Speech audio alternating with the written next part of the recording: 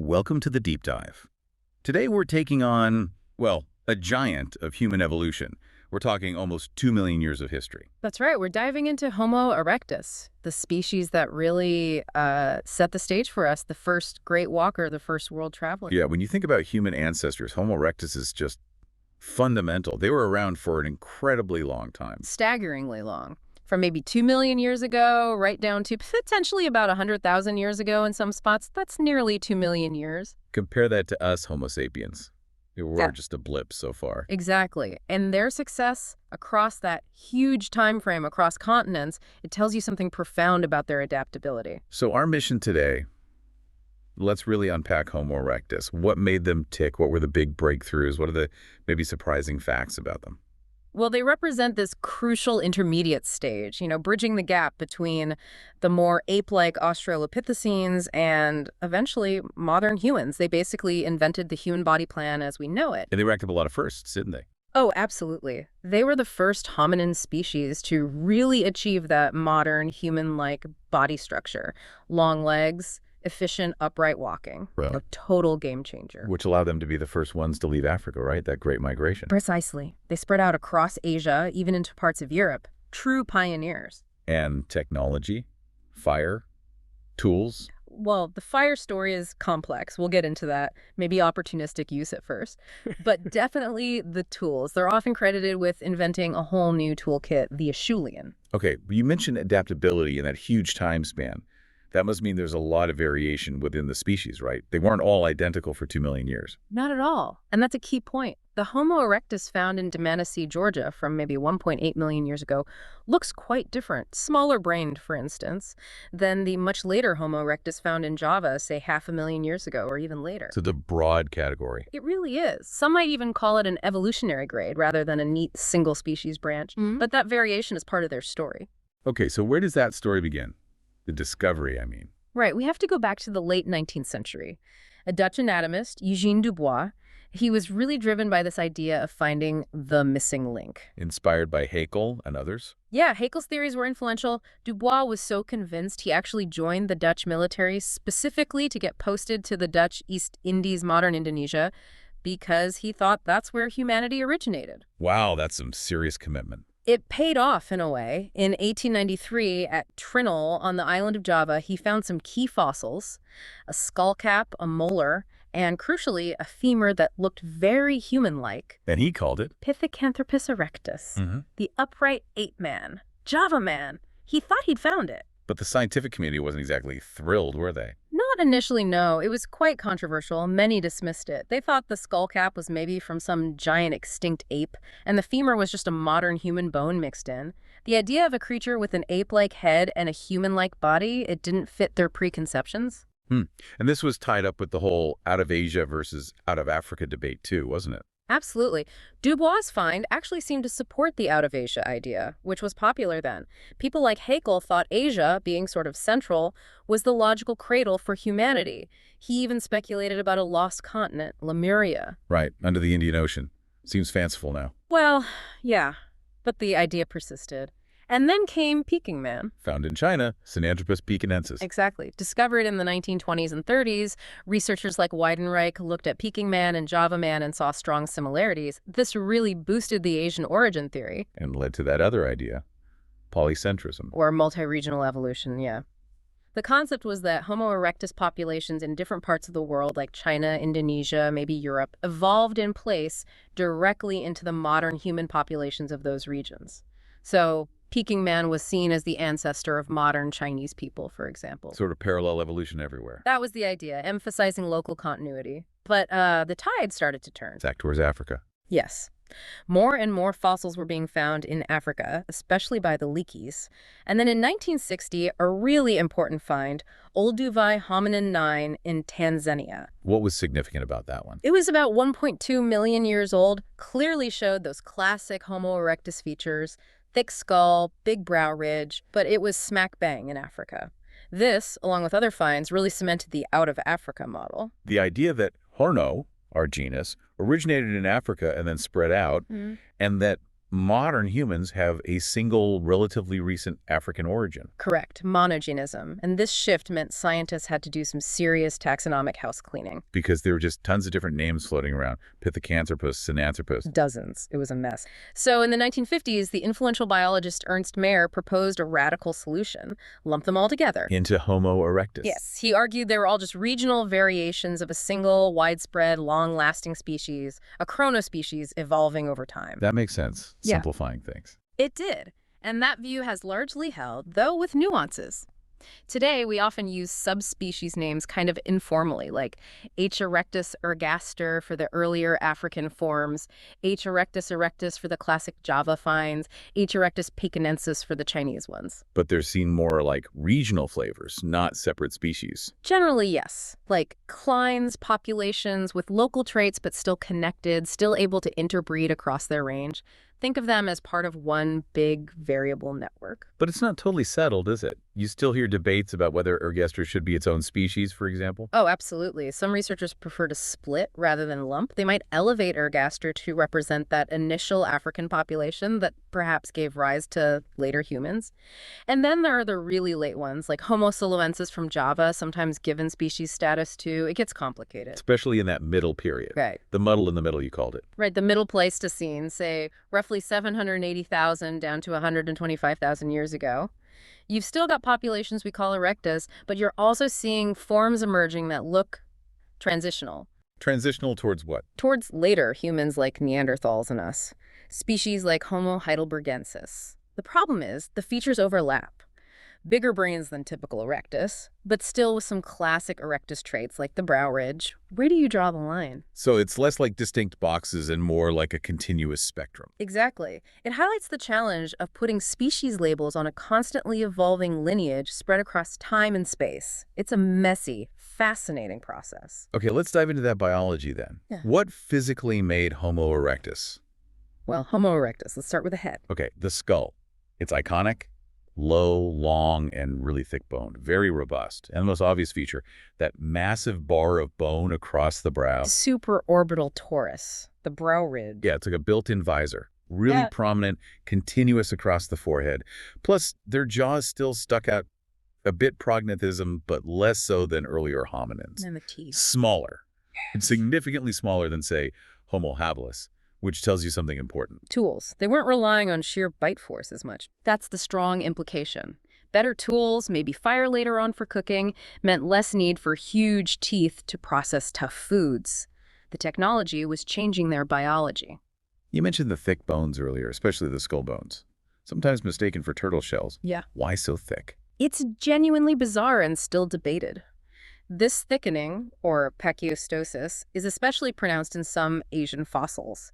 The bones are just incredibly dense, sometimes almost closing off the marrow cavity. Any solid theories? A few. One idea is pathology, maybe some kind of metabolic issue like chronic hypothyroidism or a nutrient deficiency causing bone overgrowth, but that feels a bit unsatisfying for a whole species trait. Right, so adaptive reasons. More likely, perhaps it was structural reinforcement. Maybe they used their jaws and front teeth really forcefully, like a vise, for gripping or processing materials. That could create huge stresses on the skull. So the skull bulked up to handle the strain. Possibly. Or another idea links it to a rough lifestyle. Maybe it offered protection against impacts, either from accidents or interpersonal violence. High injury rates are sometimes inferred. It suggests a very physically demanding, maybe dangerous life. Okay, what about other facial features? Something new appeared that was crucial for leaving Africa's humid climate. The nose. Specifically, a projecting external fleshy nose, like ours. Seems minor, but it wasn't. Not at all. Earlier hominins had flatter, more ape-like nasal openings. H. erectus's nose created an internal chamber that could humidify and warm incoming dry air. And just as importantly, it helped recapture moisture from exhaled air. Ah, so vital for conserving water in drier environments outside the tropics, like on the plains of Asia or in temperate Europe. Absolutely, a key piece of equipment for becoming a global species. All right, let's talk brain size. You mentioned huge variation, from tiny to almost modern. Yeah, It's quite the range. The early Dmanisi fossils from Georgia had brain sizes around 546 to maybe 730 cubic centimeters, cc. That's not much bigger than Homo habilis. Wow. So you didn't necessarily need a giant brain to make that first leap out of Africa. Apparently not. Mobility and maybe social factors were enough initially, but then you look later, and elsewhere. Like Peking Man. Peking Man averaged around 1,000 cc, and the really late Indonesian specimens, Homo erectus soloensis, pushed up towards 1,100 cc, even 1,250 cc in one case. That's well within the modern human range, isn't it? Our average is around 1,350 cc. Exactly. It shows significant brain expansion occurring within the H. erectus lineage, especially in Asia. Why? Maybe complex hunting, maybe adapting to fluctuating climates, maybe social competition. We don't know for sure, but it raises questions about cognitive differences across that vast erectus time span. Were the Dmanisi folks and the Solo Man really the same species mentally? That's the million-dollar question, isn't it? Or perhaps the 1.8 million year question. Okay, moving down from the head, the body plan, this is where they start looking really familiar. Right? Totally. We owe our basic body shape to H. erectus. Long legs relative to arms, a tall stature. Think your Kana boy. The famous skeleton from Kenya. Yeah, dated to about 1.5 million years ago. He was young, maybe 8 years old, but already quite tall. Perhaps 5 foot 3 inches, 160 centimeters. If he'd reached adulthood, he might have been over 6 feet, 185 centimeters. Built for walking and running. Definitely built for walking efficiently over long distances. The fossil footprints confirm this. Tracks near Ileret in Kenya, around 1.5 million years old, show a modern human gait arch, heel strike, toe off. That efficient stride was crucial for dispersal. But maybe not quite the same kind of running we do. There's some debate there. Modern humans are exceptional endurance runners, built for persistence hunting in hot climates. H. erectus, with maybe a wider, more barrel-shaped chest and slightly different limb proportions, might have been geared more towards, say, power running or burst of speed, maybe better suited for ambush hunting or confronting large animals. Still effective, just a different emphasis. Okay, this is fascinating. But one of the biggest biological differences relates to how they grew up, right? The missing childhood. Yes, this is profoundly different from us. We have this incredibly long, slow childhood altriciality where our brains develop, we learn language, culture, complex skills. H. erectus didn't seem to have that extended period. They grew up faster, more like apes. The evidence points that way. Studies of tooth eruption patterns, bone fusion, it all suggests a faster developmental trajectory. They reached physical maturity much quicker than we do. What does that imply for things like brain development at birth? Well, fossil evidence like the gona pelvis suggests H. erectus females gave birth to infants with relatively larger brains compared to adult size than we do, maybe 30–50% of adult size at birth versus our 28%. Still smaller than chimps, but bigger than us. So more brain growth happened in the womb, less after birth. And the growth after birth was faster. That infant skull from Mojokerto in Java, maybe 1.5 million years old, was already 72–84% of adult brain size. It implies they hit developmental milestones much earlier. And the consequence of that fast track? Less time for learning, less time for complex language acquisition, less time for the deep social bonding and cultural transmission that our long childhood allows. It likely also means a shorter overall lifespan. They were built for rapid maturation and reproduction, prioritizing physical readiness perhaps over extended cognitive development. A very different life rhythm. Yeah. Fast and probably quite tough. Definitely. And that efficient, fast-maturing body fueled the Great Migration out of Africa. It happened surprisingly quickly, didn't it? Almost immediately after they appear in the African fossil record, around 2 million years ago. By 1.85, maybe 1.78 million years ago, boom, they're in Dmanisi, Georgia, way up in the Caucasus. And nearly simultaneously in Indonesia. The dates from Java are also incredibly early, maybe 1.6 to 1.8 million years ago. They didn't wait around. Once they had the physical tools, that body plan, they just went. What pushed them? Just wanderlust. Probably a mix of things. The efficient body helped, obviously. But environmental changes were likely huge. The Pleistocene ice ages were starting, causing climates to fluctuate. Savannas and open woodlands expanded across Africa and into Asia. Creating corridors for movement. Exactly. And these expanding grasslands supported large herds of herbivores, their main food source. So they were likely following the food, expanding into new territories as the environment allowed. Maybe population pressure played a role, too. Oh, okay, but hang on. What about those really old tool sites in Asia, older than 1.8 million years? Ah, yes. That complicates the simple picture.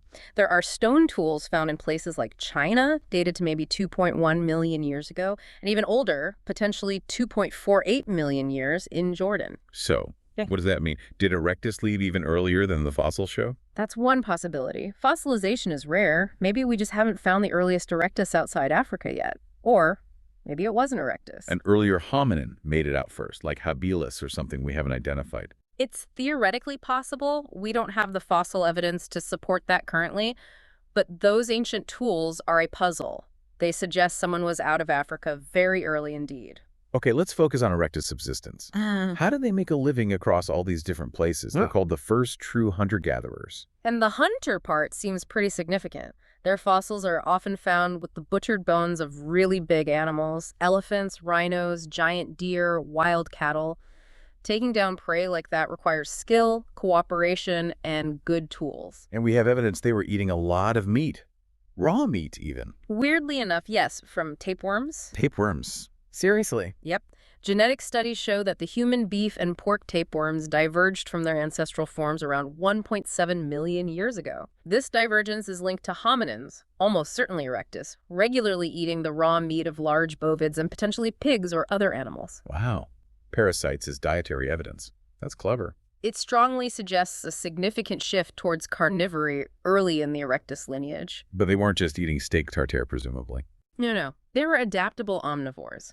Evidence from sites like Trinul in Java and Turkana in Kenya shows they exploited aquatic resources, fish, turtles, shellfish, and they definitely gathered plants. Tubers, roots, those underground storage organs would have been vital, especially in drier areas. Makes sense. What about their social structure? Did men hunt and women gather? That classic idea. There's some intriguing, though, indirect evidence. Remember those footprints from Ileret, Kenya? The one showing the modern gate. Well, one particular trackway seems to show a group of maybe 20 or so individuals walking together. Analysis suggests they were nearly all males. An all-male group, like a hunting party. That's one interpretation. Or maybe a foraging group, or even something like a border patrol, similar to what you see in chimpanzees. It hints at specialized task groups, which could reflect a sexual division of labor, a hallmark of human hunter-gatherer societies. It's suggestive, if not definitive proof. Their hunting prowess might have had downsides for the ecosystems they entered, though. The overkill hypothesis. Yes, there's a correlation. When H. erectus arrives in a new region, you sometimes see a decline in large animal populations, or even extinctions. The giant tortoise megaloceles in Southeast Asia, for instance. It was huge, slow-moving, probably easy prey. Its disappearance seems linked to Erectus's arrival. So they were already impacting their environment in significant ways. Potentially, yes. The first hominin species capable of altering ecosystems on a large scale through hunting pressure. Let's switch to their technology. The Acheulean toolkit. This is a big step up, isn't it? Huge. It appears around 1.76 million years ago in Africa, maybe even earlier. The defining tool is the hand axe. That classic teardrop-shaped two-sided tool. Exactly. It's bifacially worked, flaked carefully on both sides to create a symmetrical shape with sharp edges. This wasn't just bashing rocks together like the earlier Oldowan tools. This required planning, skill, and a mental template of the desired outcome. What was it used for? It looks kind of unwieldy. It was probably a multi-tool. Great for heavy-duty butchery, slicing hide, dismembering carcasses, smashing bones for marrow. Also good for woodworking, shaping spears, or digging sticks. And the flakes struck off while making it were useful sharp-cutting tools, too. A Stone Age Swiss Army knife. Kinda, yeah. But here's the weird thing. This incredibly useful tool didn't spread everywhere H. erectus went. Ah, the Movius line. Exactly. Named after Hallam Movius. It's this rough boundary running through northern India. West of the line, Africa, the Middle East, Europe, you find Acheulean hand axes everywhere H. erectus was. East of the line, East and Southeast Asia, they're largely absent. They stuck with simpler tools, choppers and flakes. Pretty much, sometimes called the chopping tool tradition. It's a massive technological divide that lasted for over 1 million years within the same species. Why? That's the big question. Did they just not figure it out in the East? Unlikely they weren't capable of it. Several theories exist. Maybe the right kind of stone wasn't easily available in the East. Flint nodules, for example, are better for making large bifaces. Or maybe they didn't need it. That's another strong possibility.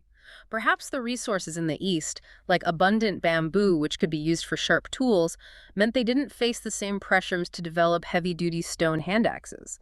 Their simpler toolkit worked just fine for their needs. Or maybe cultural inertia. The first groups out of Africa left before the hand axe was invented. That's a key point. H.E. Georgicus and Dmanisi used Oldowan-style tools. If the first waves into Asia only had that older technology and it proved sufficient, maybe they just never adopted the later Acheulean innovations that developed back in Africa and spread west. Culture can be very conservative. Fascinating. A million-year technological gap. Okay, let's tackle the big one. Fire. Did Homo erectus sit around the campfire telling stories? Probably not telling complex stories, but the fire question is huge. They're often depicted mastering fire, but the evidence is ambiguous for a lot of their history. What's the earliest claim? Wonderwork Cave in South Africa, maybe 1.7 million years ago. There's evidence of burnt bone and plant ash deep in the cave. But is that proof of controlled fire or just a natural wildfire that swept through? That's the crux of the issue. Distinguishing between natural fire residues and controlled hearths from that long ago is incredibly difficult. Using fire opportunistically scavenging it from a lightning strike, keeping it going for a bit, is very different from making fire at will and maintaining it consistently. So when does the evidence for controlled fire become more solid, like actual hearths? Much later. Really solid, unambiguous evidence for hearths and routine fire use doesn't become common until maybe 400,000 or 300,000 years ago. And often that's associated with later species, like H. heidelbergensis or early Neanderthals. So Erectus might have known about fire, maybe used it sometimes if they found it, but possibly couldn't make it reliably. That seems increasingly likely for most of their tenure. Look at sites like Tautavel Cave in France, where hominins, often considered late Erectus or early heidelbergensis, lived through very cold periods around 400,000, 500,000 years ago, and there's basically no evidence of fire use. That must have limited where they could live permanently, especially during colder phases. Absolutely. Without reliable fire for warmth, surviving harsh winters in northern latitudes would have been extremely difficult. It might explain why their major strongholds remained in more temperate or tropical zones for so long. Okay, so maybe not masters of fire, but what about other aspects of their culture and cognition? Was there empathy, care for others? There's one incredibly moving piece of evidence for this, again from Dmanisi, Georgia. Specimen D3444. What's its story? It's the skull of an old individual, probably male, and he had lost all but one tooth long before he died. The jawbone is severely resorbed, meaning he lived for years without the ability to chew properly. How could he possibly survive, especially back then? He couldn't have, alone. It strongly implies that others in his group were caring for him, bringing him food, maybe processing it for him, perhaps even pre-chewing it. Wow, that suggests real compassion, social bonds. Nearly 1.8 million years ago. It's arguably the earliest evidence we have for that kind of altruistic care in the human lineage. It tells us something profound about their social lives. What about their cognitive abilities for planning? You mentioned they reached islands like Flores. How? Did they build boats? That's another huge debate. Getting to islands like Flores, Luzon, even Crete requires crossing significant stretches of open water, sometimes tens of kilometers. You couldn't just swim it or wade across during low sea levels. So option one, they were smart enough to build rafts or simple boats and intentionally navigated across. Which would imply pretty advanced cognitive abilities, planning, cooperation, understanding currents and destinations, much more advanced than their typical toolkits might suggest. Option two. Accidental rafting. Maybe a group got washed out to sea during a storm or tsunami, clinging to uprooted trees or vegetation mats, and by sheer luck, some survived and washed ashore on an island. Seems less likely to establish a whole population, but requires less brainpower. Exactly. Most researchers lean towards accidental rafting as the more plausible explanation, but the fact remains they got there. It pushes the boundaries of what we thought they could achieve one way or another. Did they have any capacity for symbolic thought? Art? Decoration? Well, art, as we think of it with cave paintings, is much later, Homo sapiens stuff. But there are intriguing hints. That engraved shell from Trinil, Java. The pseudodon shell with the zigzag pattern, dated to 500,000 years ago. Yeah? Is it the world's oldest doodle, just random scratches from opening the shell? Or is it an intentional geometric marking, a very early glimmer of symbolic representation? Hard to say for sure. What about pigments? Like ochre? That's perhaps more convincing. We find lumps of red ochre associated with H. erectus sites going back quite far, Olduvai Gorge, maybe 1.4 million years ago. Ochre is often linked to symbolic behavior later on body paint, rituals. Exactly. Now, Erectus might have used it for practical things too, maybe hide tanning, maybe insect repellent. But the deliberate collection and sometimes modification of a striking colored substance like ochre, it suggests an awareness, perhaps an appreciation, that goes beyond pure utility, a potential early step towards symbolism. Okay, wrapping all this together, the tools, the social care, the potential symbolism, the migrations, brings us back to language. Could they talk? The consensus is probably not like we do. The anatomy suggests limitations. Trichinoboy's spinal cord seems too narrow in the thoracic region, implying less fine breath control needed for complex speech. And the fast development you mentioned earlier, not enough time for kids to learn complex grammar. Right. That developmental window seems crucial. But There's always a but. their hearing anatomy, based on some fossils, seems surprisingly modern. Their inner ear structure suggests they could perceive sounds in the frequency range critical for understanding human speech. So they could potentially understand more complex vocalizations, even if they couldn't produce the full range themselves. It's possible. The likely scenario is that H. erectus used a communication system more complex than apes, but less complex than us.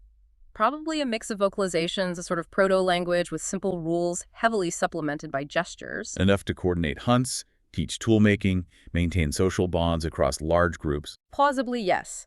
Enough to manage the complex social and technological lives they clearly had. They laid the groundwork for the evolution of more complex language later on. They really were the foundation. So what happened to them in the end, this incredibly successful, long-lived species? Well, in many parts of the world, Africa, Europe, mainland Asia, they didn't so much die out as evolve. They gradually transitioned into later forms like Homo heidelbergensis, which eventually gave rise to Neanderthals and us. So there are direct ancestors through that lineage. Absolutely. But some populations persisted as recognizable H. erectus for much longer, especially in Southeast Asia. Like Homo erectus soloensis in Java. How late did they survive? Remarkably late. The latest dates from Ngandong in Java suggest they were still around between 117,000 and 108,000 years ago. Wow, that means they overlapped with modern Homo sapiens. We were already spreading out of Africa by then. Indeed. They might have been one of the last non-sapiens archaic human groups remaining, holding out in their Indonesian refuge. Why did they finally disappear there? The best guess is environmental change. Around that time, the climate shifted, and the open woodlands they were adapted to seemed to have retreated, replaced by dense tropical rainforest. They were savanna specialists, essentially, and couldn't adapt to the closed forest environment. The changing world finally caught up with them after almost 2 million years. It seems so. So, to bring it all together, you mentioned H. erectus is maybe better thought of as an evolutionary grade. What does that mean for how we view them? It means they represent a crucial stage of human evolution, rather than just a single, neat branch that ends. Technically, the group Homo erectus is paraphyletic.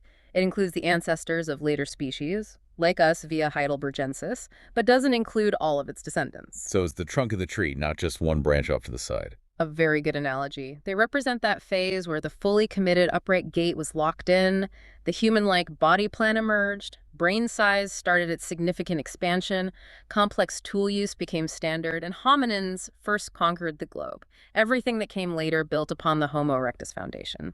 They made those critical biological and behavioral shifts. The trade-offs, too, like potentially slower maturation starting to creep in, allowing for bigger brains and more learning, even if it wasn't the extended childhood we have. They were the necessary bridge between our deeper past and ourselves. Okay, so key takeaways. First upright walker out of Africa.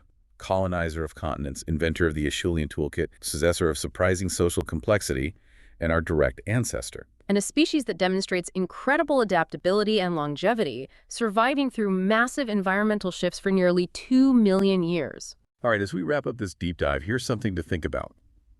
We talked about the Moravius line, that stark technological divide between the hand axe users in the West and the chopping tool users in the East. A divide maintained by the same species for maybe 1 million years. What does this incredible persistence of a cultural boundary tell us? Perhaps it shows just how powerfully local environments shape technological needs and how deeply ingrained cultural traditions can be. Maybe better technology doesn't always win out if the old ways work well enough for the local circumstances. It suggests that human technological history isn't just a straight line of progress, but a complex tapestry woven from necessity, opportunity, and deep-seated cultural inertia.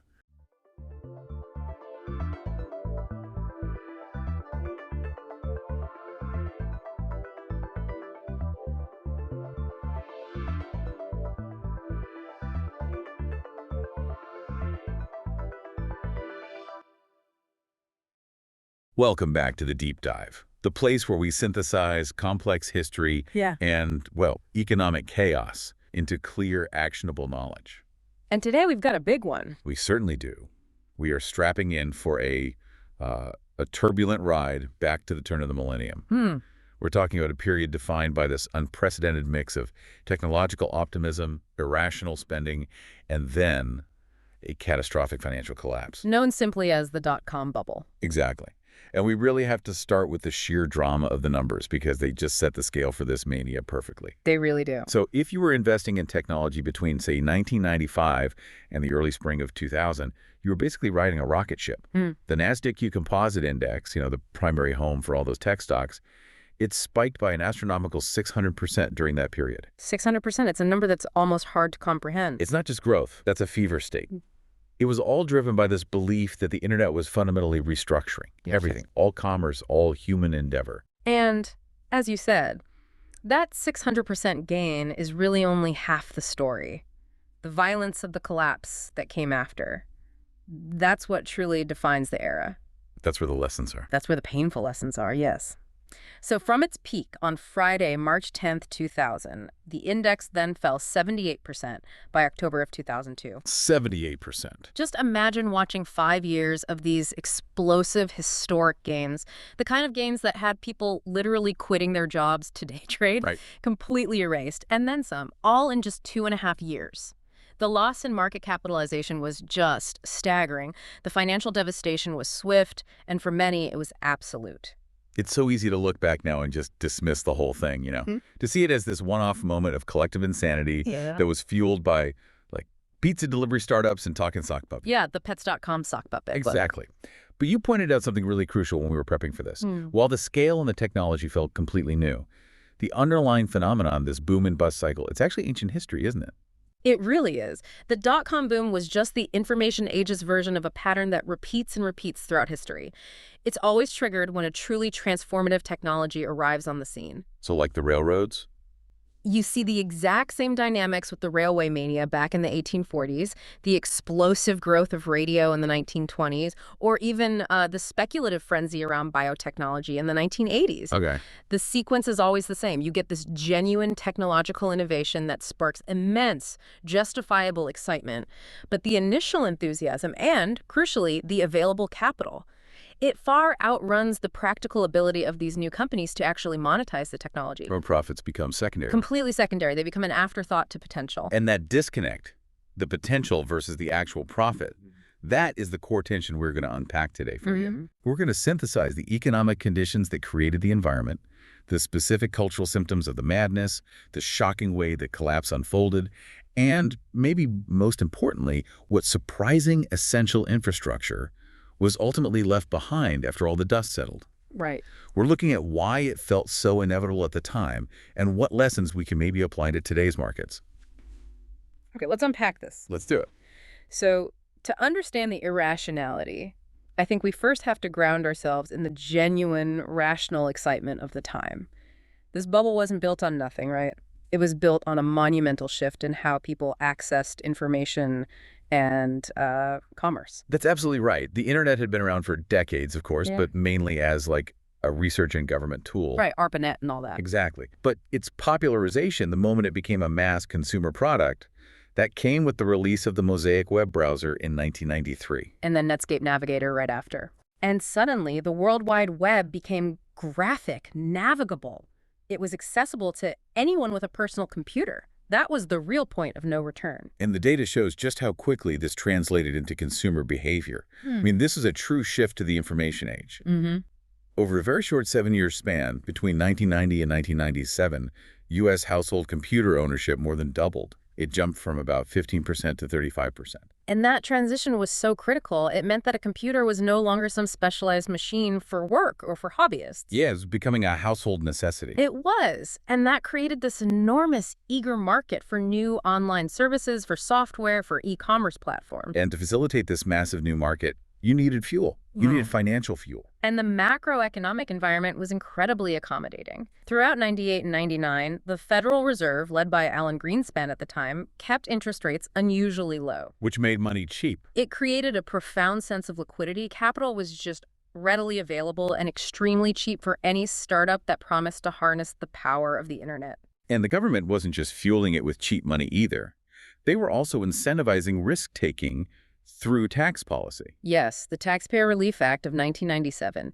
It lowered the top marginal capital gains tax rate in the U.S. And that small change had a massive psychological impact, didn't it? It encouraged all this speculative investment. It really did. Investors looked at the potential for a massive quick return, and they thought, well, even if this company triples in 6 months, the tax hit won't be that bad, so the risk is worth taking. It essentially rewarded short-term gambling. In a way, yes. And we also cannot overlook the significant regulatory stimulus that came from the Telecommunications Act of 1996. Okay, tell us about that. Well, this legislation was intended to foster competition by deregulating huge segments of the telecom industry. So the collective expectation among both investors and regulators was that this act would just unleash an explosion of new infrastructure, new providers, and entirely new technologies. But everyone rushed to get in on the ground floor. People rushed to invest early. They were trying to stake a claim in what they perceived would be the next industrial revolution. So, okay, we've got the tech foundation, we have mass market adoption, and we have cheap capital. And that brings us to the core business driver that rationalized those early, very high valuations. You called it the killer app idea. That's the vision. The World Wide Web was seen as the ultimate killer app, precisely because it promised something that had previously been technologically impossible.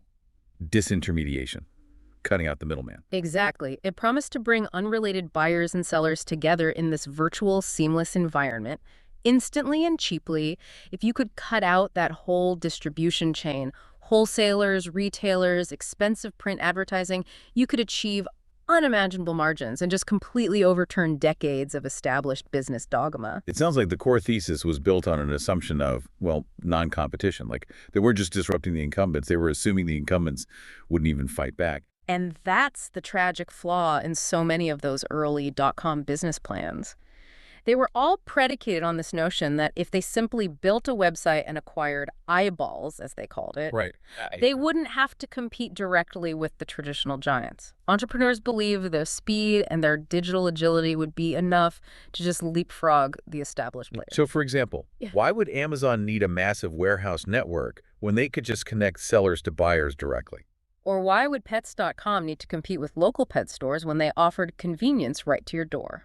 But that hope, as history proved pretty brutally, was completely shattered. It was, because the established businesses, the traditional retailers, the media companies, the distributors, they possessed two critical things the startups lacked. Okay, what were they? Incredibly strong, recognized brands that were built up over decades and deep existing cash flows. Right. So once these giants realized the threat, they simply used their existing resources to develop their own robust internet presences.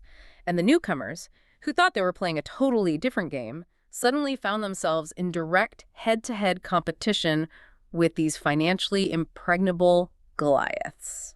And they couldn't afford to outspend or outlast them, which meant their entire model of rapid growth without any profit was doomed. It was doomed from the start. This leads us beautifully from the rational excitement of the internet's potential right into the fully irrational euphoria of the bubble's peak. Yeah. The financial culture went from, let's say, risk-taking to just reckless gambling. The whole atmosphere shifted. By 1999, the mantra among venture capitalists, VCs, and investors was, at any valuation. At any valuation. Yeah, if your pitch deck had a .com suffix on it, money was poured in. VC funding became astonishingly easy to secure, and that led to this flood of capital managed by entrepreneurs who were, often brilliant at technology, but utterly inexperienced in prudent business management. And the key symptom of this irrationality, as you noted, was the complete abandonment of traditional financial metrics. We're talking about things like the price-earnings ratio, or PE. Yes. The PE ratio, which measures the cost of a stock relative to the company's actual earnings, became a quaint idea, as the Wall Street Journal memorably suggested. A quaint idea. Why? Yeah. So when the NASDAQ Composite peaked in March 2000, its PE ratio hit a surreal 200. 200. Can you put that in context for us? Sure. So the Japanese asset price bubble in the early 90s, which was kind of the previous high watermark for speculative excess, saw the Nikkei 225 peak at a PE of around 80. 80. Okay. .com valuations were more than double that historical extreme. Investors were basing their confidence entirely on abstract concepts like future potential, technological dominance, mind share. All completely divorced from whether the company was actually making any money. Exactly. Instead of earnings, the new metric became eyeballs. How many people visited your site? How much mind share did you own? Because the idea was built around network effects, right? That's the crucial concept. The belief was that the value of the platform or the service increased exponentially with each new user. The first user gets little value, but the millionth user makes the system exponentially more valuable for everyone.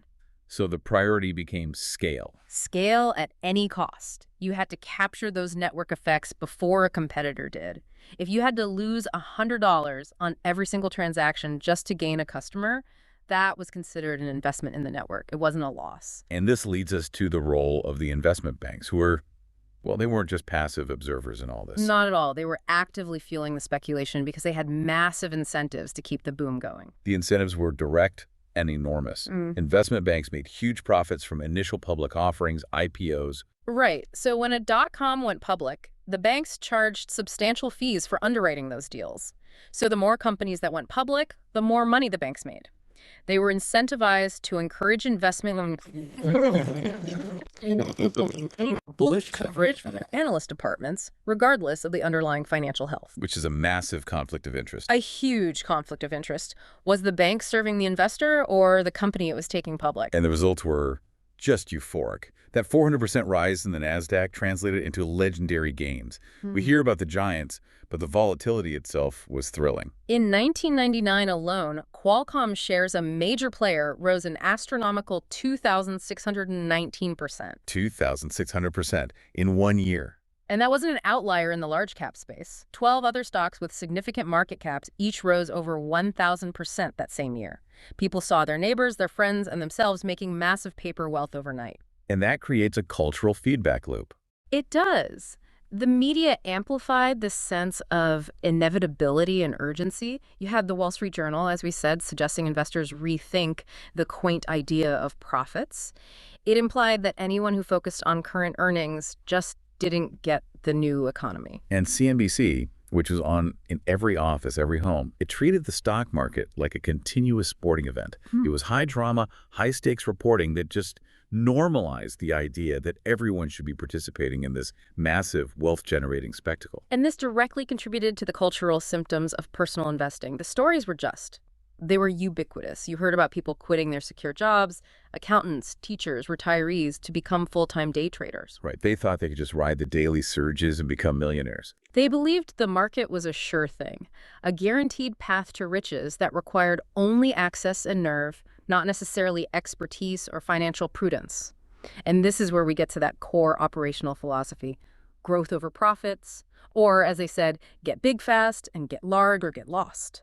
The entire philosophy rested on the idea that profitability would come later once market dominance was secured through mindshare. So companies willingly operated at massive net losses. They just spent their venture capital and IPO funds lavishly to achieve that scale. They offered services or products for free or at steep discounts, trying to buy market share and lock in those network effects. And the most visual sign of this philosophy was the spending culture. Tell us more about the lavishness, because the stories are legendary. The money was often spent with a staggering lack of oversight. I mean, companies poured millions into these elaborate, high-tech business facilities. You know, the classic Silicon Valley startup with endless free snacks and high-end aesthetics. There were extravagant luxury vacations for employees, a way to reward success even when the company wasn't actually turning a dime. And then the infamous .com parties. Oh, the parties. Yeah. For product launches. They were expensive, over-the-top events. It symbolized this absolute invincibility complex that permeated the era. I mean, why worry about a burn rate when money was literally free? The burn rate, that's the key metric here, isn't it? The rate at which a company just spent through its cash reserves. It became everything later on. And the sheer amount of money burned on promotion is best exemplified by the Super Bowl. It's the perfect cultural snapshot. In 2000, for Super Bowl XX4, 17 different .com companies bought highly visible advertising spots. 17. Think about that. 17 companies, many of which had never made a single cent in profit, spent between $1.9 and $2.2 million for a single 30-second commercial. That total expenditure, over $30 million just on a half-minute of TV time, was proof that spending to gain brand awareness trumped all common sense.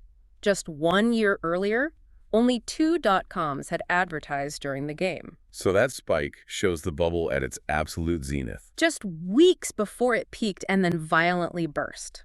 We focused a lot on the e-commerce and the software firms, the pets.coms and the web vans.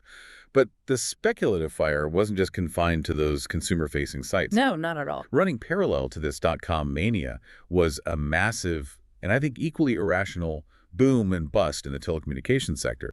This was the physical infrastructure that was supposed to make the whole internet dream possible. It's absolutely vital that we recognize this. The .com boom was supported by the telecom boom. They were two sides of the same coin. Okay. In the 5 years following the deregulation spurred by that 1996 Telecommunications Act, telecom equipment companies invested over $500 billion into infrastructure. $500 billion. An astonishing amount of capital poured into laying fiber optic cable, adding switching centers, and building out wireless networks. And this was financed primarily through debt, correct? It wasn't organic growth. It was a massive borrowed bet on infinite future demand. Precisely. The vast majority of that $500 billion was debt financed. Companies like Global Crossing and WorldCom borrowed relentlessly. They anticipated that the data traffic from the .com sector would grow fast enough to fill all that new capacity almost immediately. And local governments were often partners in this expansion, weren't they? They thought they were creating these high-tech job hubs. Absolutely. You can look at the Dulles Technology Corridor in Northern Virginia, for example. Local and state governments heavily encouraged and even funded infrastructure projects. They created favorable business and tax laws to attract these massive data centers and fiber cable installations. So the whole region was betting big. They were betting big on the idea that they would become the epicenter of this new digital economy. But the core problem, just like we saw with the .coms, was that the growth in capacity, it vastly outpaced the actual growth in demand. It created what we call a massive overcapacity problem. Companies laid immense amounts of fiber optic cable, often referred to as dark fiber. Meaning cable that was laid but not yet active or even needed. Exactly. The demand for bandwidth simply wasn't rising fast enough to utilize the sheer physical volume they installed. They basically built 10-lane digital highways when only 2 lanes were needed, all based on projections that turned out to be wildly optimistic. And then we had the purely speculative madness of the 3G spectrum auctions. This was pure speculation, right? Driven by governments trying to cash in on the fervor. These auctions were financial insanity. Governments were selling the rights to use parts of the radio spectrum for what would become 3G mobile services. The bidding was so aggressive and so speculative that it resulted in truly mind-boggling expenditures. Like in the UK. The UK auction in April 2000 raised £22.5 billion. Just months later, the German auction raised a staggering £30 billion.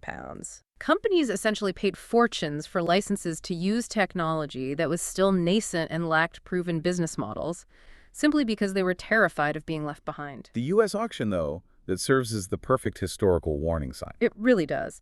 In 1999, the U.S. had a 3G spectrum auction that had to be rerun because the initial winning bidders defaulted on $4 billion worth of bids. They just couldn't raise the capital. We couldn't pay. So when the U.S. government re-auctioned those same rights, they netted only 10% of the original sales price. This demonstrated, in hard numbers, the sudden and brutal collapse in the perceived value of future telecom rights. So when the financing finally dried up, the heavily debt-financed nature of these telecom companies, it proved fatal. The crash was spectacular. When the high-flying .coms stopped ordering services and infrastructure and the capital markets slammed shut, those high debt ratios became impossible to service. And that led to a rash of iconic bankruptcies. Yes. including WorldCom, which was at the time the largest corporate bankruptcy in U.S. history. And the bond investors, the people who actually loaned these companies at $500 billion, they recovered, on average, just 20% of their investments. A staggering destruction of capital. It was. But here's the profound irony that connects this massive failure to our current reality. That $500 billion in lost debt-fueled investment wasn't completely wasted, was it? Not at all. And this is the crucial takeaway from the telecom bubble. That excessive debt-fueled expansion, that massive overcapacity, is the very reason why high-speed internet connectivity, fiber optics, and robust networks became so affordable and ubiquitous today. So the companies went bankrupt. But the physical infrastructure, the cable in the ground, the switches, the data centers, it all remained. The next wave of technology companies, your Googles and your Netflixes, were able to step into a world where high-throughput connectivity was essentially a commodity. Paid for by the investors who lost billions during the bubble. Exactly. The failure of the boom delivered the vital high-speed backbone for the modern internet. So the crash wasn't a single event. It was more like a slow, painful execution stretched over 2 years, starting in the spring of 2000.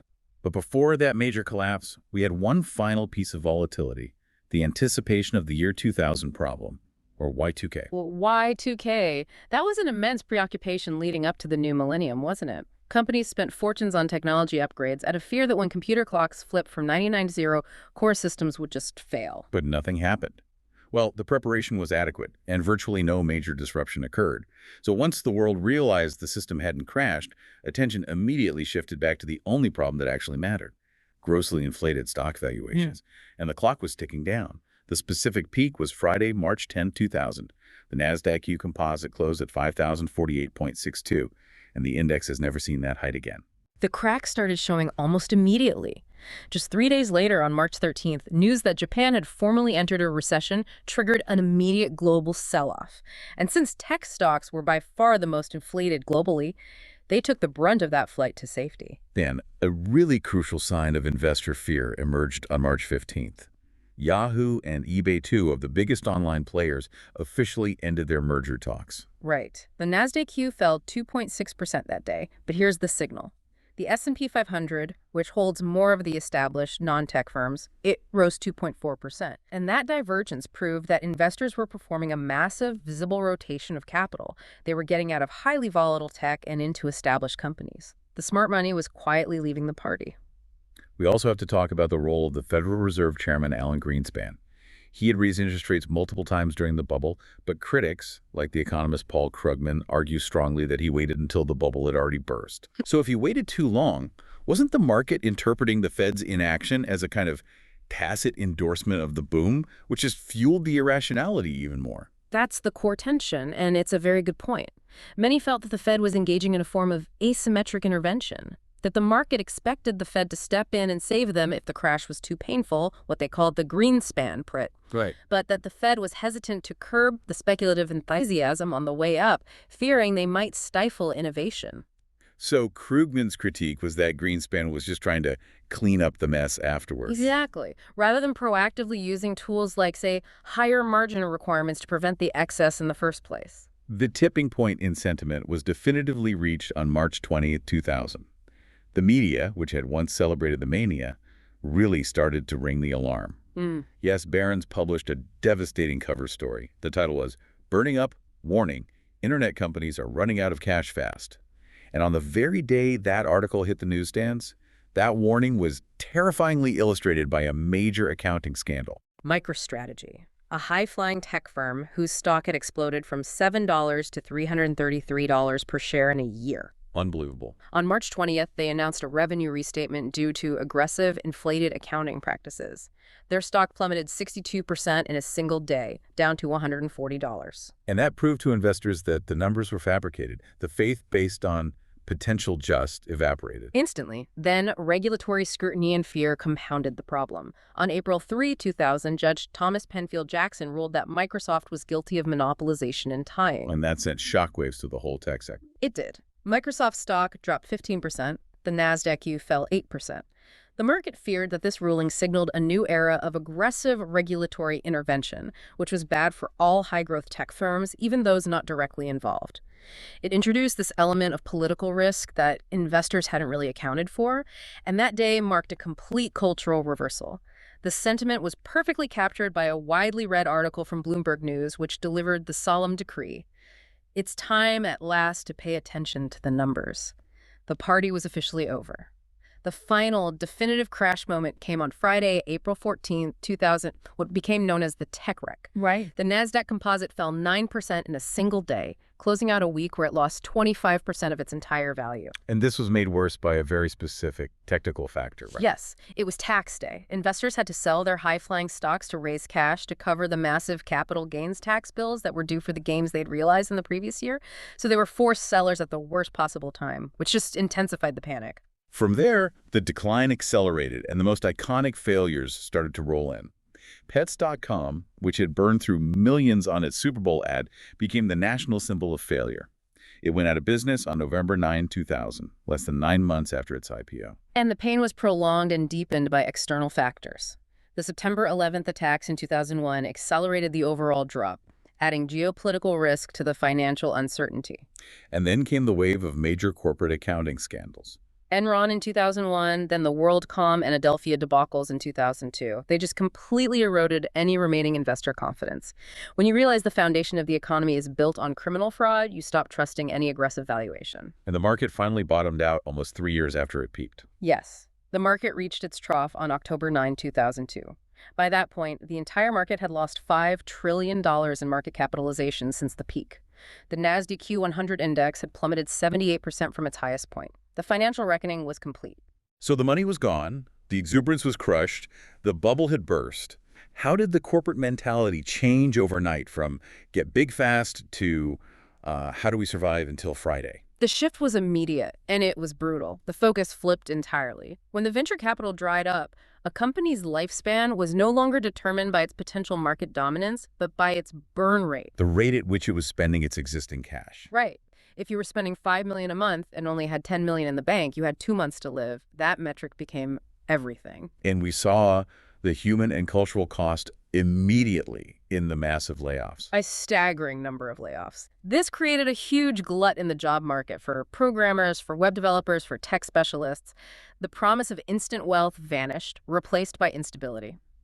And we saw a noticeable and measurable drop in university enrollment for computer-related degrees because the perceived value of that career path just plummeted. And the liquidation of these companies produced some of the most enduring cultural symbols of the excess. All these status symbols being sold for pennies on the dollar.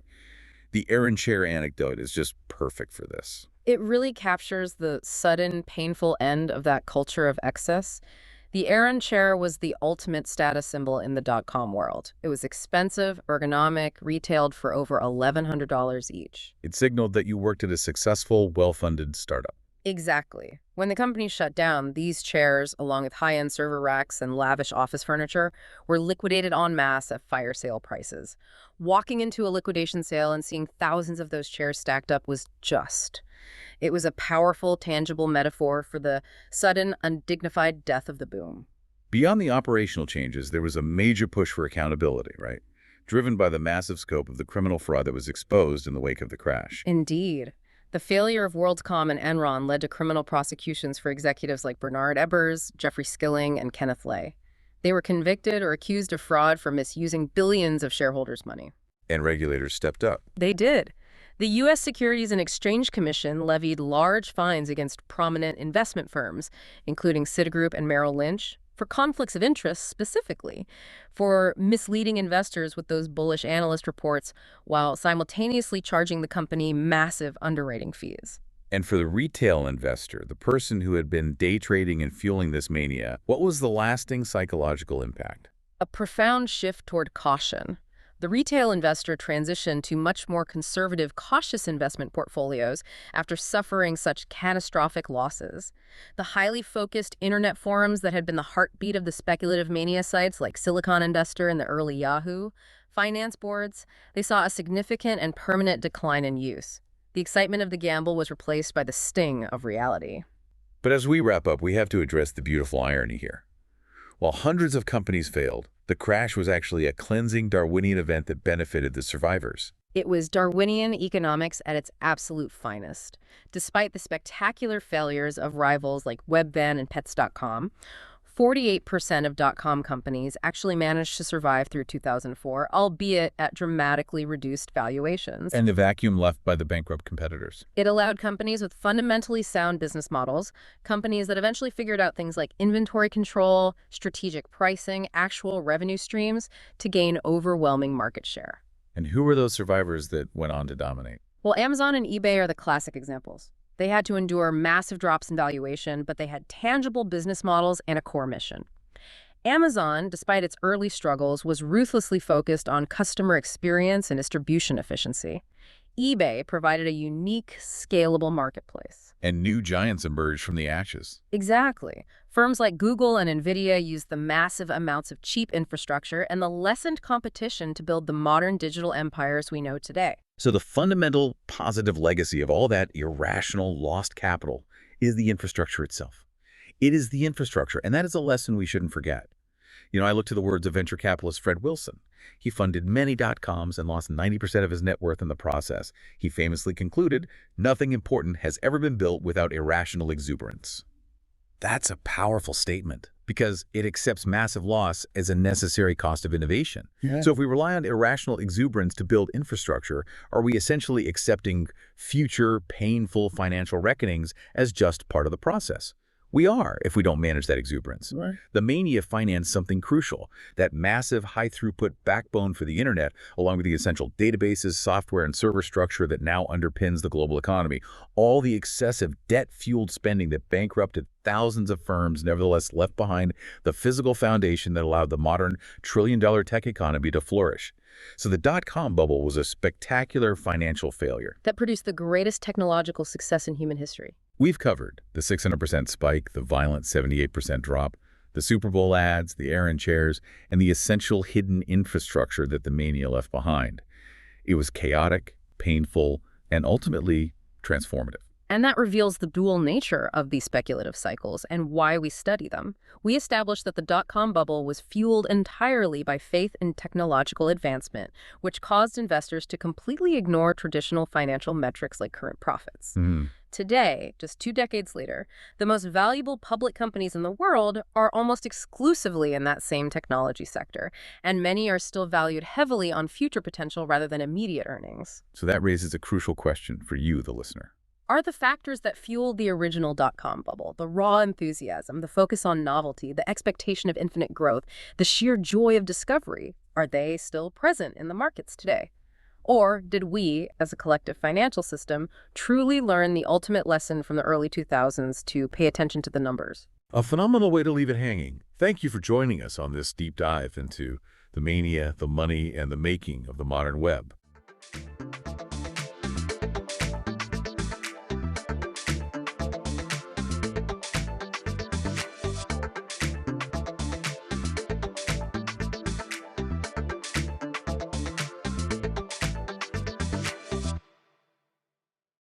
Welcome back to the deep dive. We often tackle big subjects, but today we're going really big.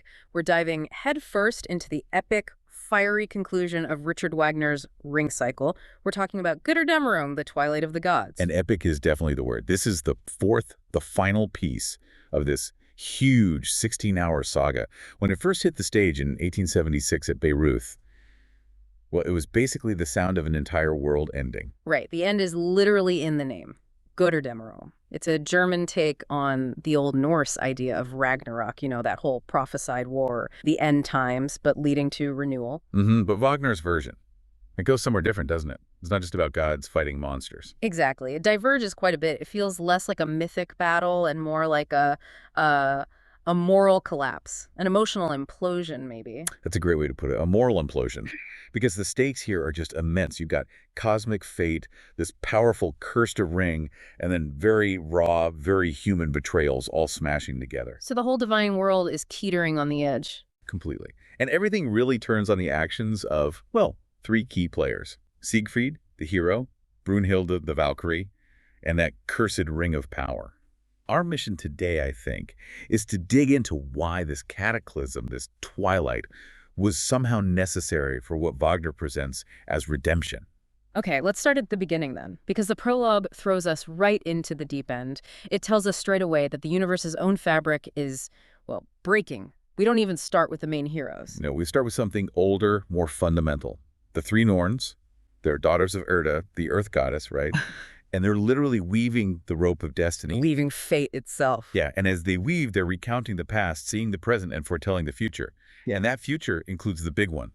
Valhalla, the god's fortress, going up in flames, the end of their reign. It's all laid out. But then something snaps, literally. They're talking about Alberic's ring, the curse, and the rope breaks. What does that actually mean in the drama? Oh, it's huge. It's the critical moment, the rupture point. When that rope snaps, they cry out, "Zu ewiges Wissen." Basically, eternal wisdom is at an end. So knowledge itself is broken. In a way, yes, or at least the old order, the control represented by Wotan's treaties and this woven fate, it's gone. That symbolic break means control is slipping away from the gods, away from destiny itself. And falling into the hands of Flawed individuals, mortals driven by greed, love, revenge, deception, human catastrophe, essentially. The Norns just vanished. Yeah. Their time is over. The stage is set. And while the cosmic order is literally unraveling, our heroes, Siegfried and Brunhilde, they step out of this magic fire. Completely oblivious. Totally unaware. They're just wrapped up in their love. It's their perfect moment, isn't it? Pure heroism, pure love. Siegfried gives Brunhilde the ring, the very ring he won from the dragon Fafnir. The ring with the curse he gives it to her as a pledge, a token of his love and fidelity. That seems unwise, given what we know about the ring. Deeply unwise. But he's Siegfried, right? Heroic, maybe a bit naive. He rides off on his horse, Grain, ready for new adventures. And Wagner gives us this incredible orchestral piece, Siegfried's Rhine Journey. Ah, the transition music. Exactly. It's beautiful, but it's also carrying Siegfried away from that pure, natural world of Brunhilde's rock and straight towards, well, corruption. Toward the Hall of the Gibichungs. Act 1. And hello, Betrayal Central. We meet Gunther, who's the local ruler, his sister Gudrun, and then Hagen. Oh, Hagen. He feels different right away. He's Gunther's half-brother, but he's not just part of the family drama, is he? What's his deal? Hagen is the engine of the plot in so many ways. Yeah. He's the calculating mind, the puppet master. And you have to remember who his father is, Alberic, the dwarf who forged the ring and cursed it. So Hagen has a vested interest in that ring. Absolutely. His goal isn't really about glory for Gunther or the Gibichungs. It's about getting that ring back for himself or maybe for his father. So he plants these ideas. Gunther should marry the famous Brunhilde. Siegfried should marry Gudrun. All conveniently setting Siegfried up to retrieve Brunhilde for Gunther. Precisely. He's manipulating their desires, their ambitions. He knows Siegfried is the only one who can brave the fire around Brunhilde. It's all geared towards bringing the ring within his own reach.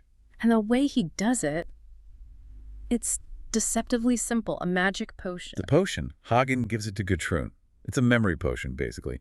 It makes Siegfried completely forget any woman he's ever known, specifically Brunhilde, and fall instantly, head over heels, for Gudrun, the first woman he sees after drinking it. Wow, that's efficient and cruel. It's insidious, isn't it? Unlike the god's magic, like the Tarnhelm that changes shape, which is powerful but sort of obvious, Hagen uses something hidden, a potion. He weaponizes Siegfried's heroic impulsiveness, and let's be honest, his slight gullibility. So Siegfried arrives at the Gibichung Hall. He's welcomed by Gunther. Gudrun offers him the drink. And he drinks it. Apparently, he even makes a toast, one final unconscious toast to Brunhilde, just before the potion hits. And his memory of her is just gone. Wiped clean. Instantly, he's smitten with Gudrun. He wants her. And when Gunther mentions wanting a wife himself, Siegfried, now loyal to his new love and host, eagerly offers to use his strength and the Tarnhelm's magic to win Brunhilde for Gunther. Which leads to the oath of blood brotherhood. A sacred oath. They mix their blood in a drinking horn, swearing loyalty. It's a huge deal in their culture. It a Hagen. Hagen holds the horn. He presides over it. But he deliberately does not drink. He doesn't mix his blood. He doesn't join the oath. Why is that specific detail so important? Because it leaves him free. He's not bound by the oath that he fully intends for Siegfried and Gunther to break. He remains outside the bond he's orchestrating the violation of. It's chillingly calculated. And then he gets that famous scene, Hagen's watch. Yeah, left alone, he basically gloats. He watches over the hall, spear in hand, revealing his true motive. His masters, Gunther and Siegfried, are just pawns, unknowingly bringing the ring right to him. The music is dark, brooding, utterly menacing. Okay, so the trap is set. But before Siegfried, the disguised, goes off to capture Brunhilde. There's a detour. Back to Brunhilde's rock. Yes, a crucial, poignant scene. Brunhilde is visited by one of her Valkyrie sisters, Waltraud. And Waltraud brings bad news from home, right? From Valhalla. Devastating news. She describes Wotan, their father, sitting in Valhalla in utter despair. His spear, the symbol of his power and all his treaties, it's been shattered. Shattered by Siegfried's sword in the previous opera, wasn't it? Exactly. And now Wotan is just waiting. Surrounded by the gods, silent, resigned, basically waiting for the end. He's ordered the world ash tree chopped down and piled around Valhalla, ready for the final fire. So the gods are already doomed at this point. According to Waltraud, yes. Wotan is just waiting for news of the ring. Waltraud pleads, desperately begs Brunhilde to return the ring to the Rhine Maidens, to lift the curse. It's their only hope, the gods' last chance. But Brunhilde, she still has the ring Siegfried gave her. She does. And for her, it's not just a powerful object, it's Siegfried's pledge of love. She refuses to give it up. She clings to that symbol of love, even over the fate of the gods, even over the world itself. That refusal, it seals everything, doesn't it? It really does. Wotan's fate, her own fate. And almost immediately after Waltraud leaves in despair, who should appear? Siegfried, but not Siegfried. Right. It's Siegfried using the Tarnhelm to look exactly like Gunther. He easily crosses the magic fire, which only Siegfried could normally do, confronts the terrified Brunhilde, declares she's now Gunther's bride, and violently rips the ring from her finger. He takes back his pledge of love, but under duress and disguise. And she has no idea it's actually him. Then, to honor the blood brotherhood oath technically, he places his sword, Nothung, between them as they spend the night on the rock. It's meant to signify that he hasn't touched Gunther's bride. So the deception holds, but the emotional and spiritual damage is immense. Which brings us to Act 2. Pure chaos, basically. It starts darkly. Hagen is asleep on watch outside the hall, but he's visited in his sleep by his father, Albrich. The original wingmaker, still scheming. Always scheming. Albrich urges Hagen, reminds him of his duty.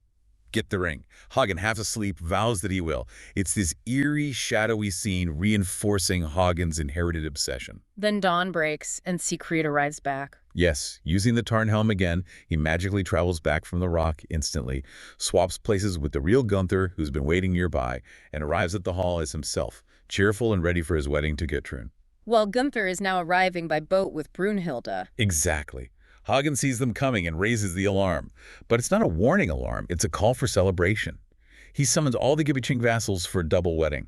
Gunther makes this triumphant entrance, leading in Brunhilde, who looks utterly crushed, defeated. And then, the moment of revelation. She sees Siegfried, and she sees... the ring on Siegfried's hand, the pledge he gave her, the token of love that the fake Gunther ripped from her finger just hours before. It all clicks into place. Instantly. The horror, the confusion, the realization of betrayal. She cries out, "Betrug! Schemlich to betrug! Betrayal! Most shameful betrayal." And she doesn't hold back. Not at all. In her fury and pain, she publicly denounces Siegfried. She reveals that he was the one who conquered her on the rock, not Gunther. And then, to really destroy him, she falsely accuses Siegfried of having sexually possessed her, claiming he violated the sanctity of Gunther's marriage bed, which would shatter the blood brotherhood oath. Whoa, that's a devastating accusation, true or not, because that oath was sacred. Absolutely paramount. Yeah. Siegfried, confused because he genuinely doesn't remember Brunhilde, clearly due to the potion, denies the charge vehemently. But the damage is done. The vassals are muttering. Gunther is deeply shamed. Honor demands this be resolved. And guess who steps forward to help? Hagen, of course, Yeah. the architect of the whole mess. He conveniently offers his spear, a sacred object for Siegfried to swear his innocence upon. Swearing on a weapon, that usually implies a curse if you lie, right? Exactly. Siegfried, confident in his potion-induced innocence, readily swears on Hagen's spear point, essentially saying, "May this spear kill me if I'm lying." The dramatic irony is just dripping. Oh, it's thick. And then Brunhilde, consumed by her need for revenge, snatches the spear herself. She consecrates it, blesses it, and swears her own oath. That Siegfried did betray the oath, and that this very spear should strike him down for his perjury. She points out the exact spot where he should be struck. So she's basically condemning him to death, based partly on truth, partly on a lie, fueled by her own pain. Precisely. The public scene dissolves, leaving just Brunhilde, Hagen, and a completely humiliated Gunther Hagen easily manipulates Gunther's shame and fear, convincing him that Siegfried must die to restore Gunther's honor. Because Siegfried supposedly broke the blood oath. The ultimate crime in their eyes. And Brunhilde, asked by Hagen how Siegfried can be harmed, since he seems invulnerable, reveals his one weakness. The secret vulnerability. Yes. She once cast protective spells on him, making him invulnerable in battle. But, she says, she did protect his back, knowing he would never turn cowardice to flee from a foe. Oh no! So a stab in the back, that's the only way.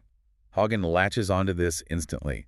The three of them, Brunhilde seeking vengeance, Gunther seeking restored honor, Hagen seeking the ring, form this terrifying vengeance trio. They vow to kill Siegfried, invoking Wotan, ironically as the guardian of oaths, to witness their murderous pact. Act 3. The final act, the end game. It starts with Siegfried out hunting, doesn't it? Yes, separated from the others near the Rhine River. And who should appear but the Rhine Maidens? The original guardians of the gold, the ones Albrecht stole from. They're giving him one last chance. One final warning. They playfully swim around him. They know who he is. They know he has the ring. They urge him, plead with him, return the ring to the waters, wash away the curse, save yourself. But Siegfried, Ah, he's the fearless hero. He doesn't do warnings. not at all. He laughs at them. He finds the idea of being threatened by women or by some curse almost amusing. He holds up the ring, boasts about his power, basically says he values his life less than this trinket. He'd rather die than yield anything out of fear, heroic pride, or maybe heroic folly. Either way, he refuses. He seals his fate. Completely. The Rhine Maidens lament and swim away, predicting his imminent death and that his heir, a woman, Brunhilde, will understand them better. Siegfried just shrugs it off and rejoins the hunting party, Gunther, Hagen, and the vassals. And Hagen has one more trick up his sleeve, another potion. One last drink. Hagen offers Siegfried wine, supposedly spiked with herbs to refresh him. But this potion does the opposite of the first one. It restores his memory. Oh, so he suddenly remembers Brunhilde. Everything. As the potion works, Hagen prompts him to tell stories of his youthful deeds. Siegfried, his memory flooding back, joyfully recounts finding Brunhilde sleeping on the fire-ringed rock, waking her with a kiss, their passionate love. Right in front of Gunther. Right in front of Gunther. It's the final, unintentional confirmation of what Brunhilde accused him of loving her before Gudrun. It gives Hagen the perfect pretext.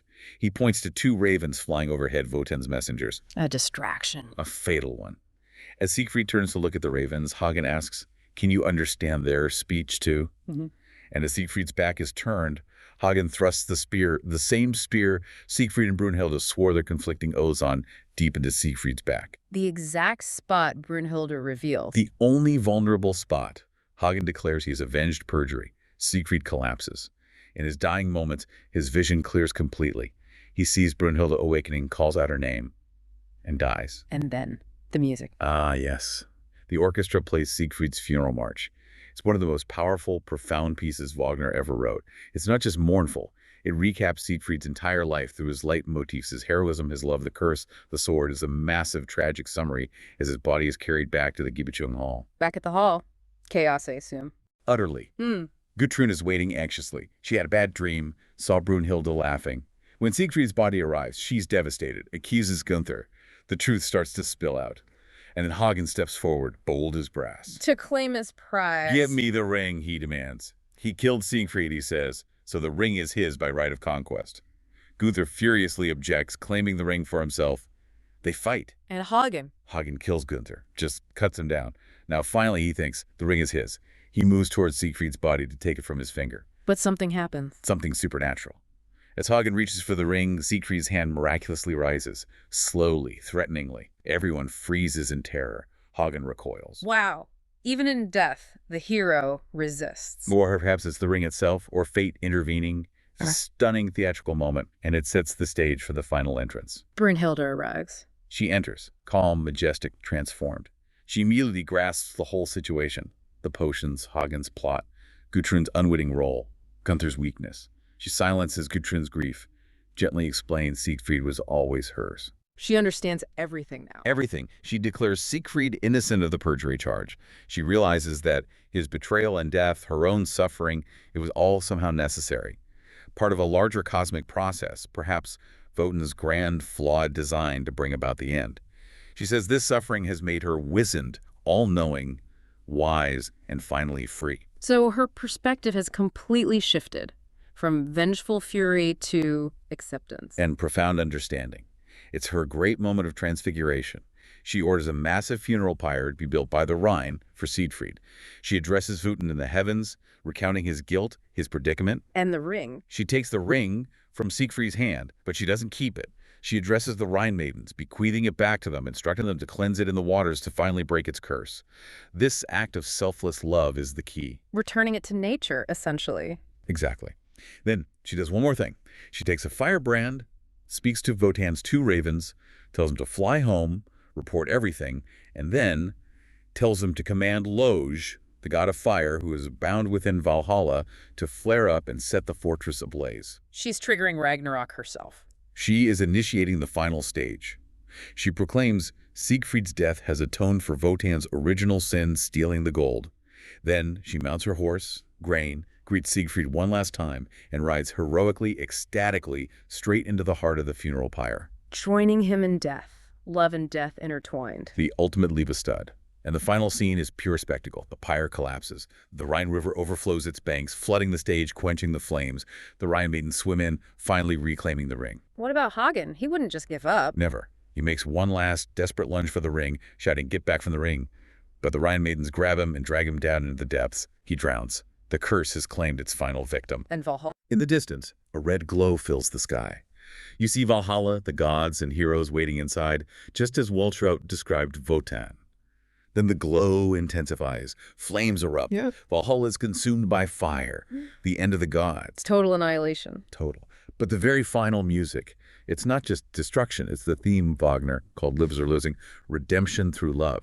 That melody soars, suggesting that even out of this absolute cosmic wipeout, something transcendent, some spiritual truth connected to Brunhilde's sacrifice and love, survives. Wow. It's a lot. 16 hours culminating in that. The sheer scale is mind-boggling. And the demands on the performers must be just as huge. Oh, absolutely. Think about Hagen, for instance. We talked about his character, but the vocal demands. The great German-based Kurt Moll, famous for singing Hagen, apparently pointed out how unique the role is. How so? He said it requires this specific kind of singing, almost a shouting, a blaring technique, especially in Act 2 when he summons the vassals. Moll apparently said it's a role that genuinely risks damaging the singer's voice long-term. That's incredible. The actor has to sort of sacrifice their own instrument to embody this force of destruction. There's a weird poetry to that, isn't there? A very strange, apt parallel. The character who brings down the world demands the singer risk their own voice. But the impact of Götterdämmerung goes way beyond the opera house stage, doesn't it? There are some darker echoes, particularly around Siegfried's death. Yes, that's unavoidable to mention. The historian John Roberts, among others, suggested a really disturbing connection regarding the manner of Siegfried's death, that specific stab in the back. How so? Roberts proposed that this powerful image from Wagner, the unsuspecting hero betrayed and killed from behind, might have fed into, or at least resonated strongly with, the toxic Dolchstoßlegende, the stab-in-the-back myth that became prevalent in Germany after World War I. The myth that the German army wasn't really defeated militarily, but was betrayed by politicians, socialists, Jewish people back home. Exactly that myth. The idea that this potent image of the pure hero, felled by unseen treachery from behind, already embedded in the culture through Wagner, provided a kind of symbolic template for that political lie. It's a chilling example of how art can be interpreted and twisted later. It really is. To think that specific detail could, echo decades later in such a destructive political narrative, it shows how deeply this stuff sinks in. Absolutely. And on a, let's say, more philosophical battleground, you have Friedrich Nietzsche. Ah, Wagner's one-time friend, later his fierce critic. Fierce is the word. Nietzsche wrote a book titled Götterdämmerung. Not Götterdämmerung, Twilight of the Gods, but Götterdämmerung. Twilight of the Idols. That's a very pointed pun. Oh, it's absolutely pointed. It's Nietzsche essentially taking Wagner's grand finale title and turning it against Wagner himself. For Nietzsche, the idols that needed to be overthrown were precisely the things Wagner's later work represented. Nationalism, romanticism, Christian morality disguised as myth, what he saw as decadence. So he was using Wagner's own title to critique Wagner's whole worldview. Pretty much. He saw Wagner's gods, his heroes, his ideals as false idols that philosophy needed to smash. It just shows how central, how unavoidable Götterdämmerung and the Ring Cycle were in the cultural and intellectual landscape of the late 19th century. People reacted strongly one way or another. Okay, so pulling all these threads together, We've gone from cosmic fate weaving to human betrayal, magic potions, broken oaths, murder, and finally this huge world-ending immolation followed by redemption. What's the core takeaway here? Well, I think it's about that collision you mentioned. You have this grand, almost impersonal cosmic destiny playing out the Norn's broken rope of Wotan's resignation. But it collides violently with very personal, very human actions. Hagen's ruthless scheming, Gudrun's unwitting role, Gunther's weakness, Brunhilde's initial fury, Siegfried's naivety. And the ring amplifying all the worst impulses. Exactly. The ring is the catalyst. And the paradox Wagner seems to present is that only through the absolute destruction brought about by this collision, culminating in Brunhilde's conscious self-sacrifice, her act of Liebeserlösung, can the curse be cleansed and some kind of spiritual renewal occur. The old world had to burn down completely. So knowledge and freedom, particularly for Brunhilde, come only through experiencing the absolute worst. Through the fire, literally. It seems so. The knowledge gained about love, power, fate, guilt is paid for with the lives of heroes, gods, and the destruction of their entire world. It makes you think about what really endures when everything collapses. Which leads us to our final thought for you, the listener. If we take Wagner's epics seriously, this idea that true understanding, true redemption required such a catastrophic price, it poses a challenging question. Right? Think about the ring's curse. It wasn't broken by treaties or power or heroism in the conventional sense. It was only truly broken when the possessors of power, the gods themselves, were consumed, and the ring was relinquished through an act of loving sacrifice. So what does this tell us about the real cost of power and the knowledge that comes with it? What truly survives the twilight? That knowledge, bought with fire and death. What's its value, and what does it compel us to do? Something to mull over.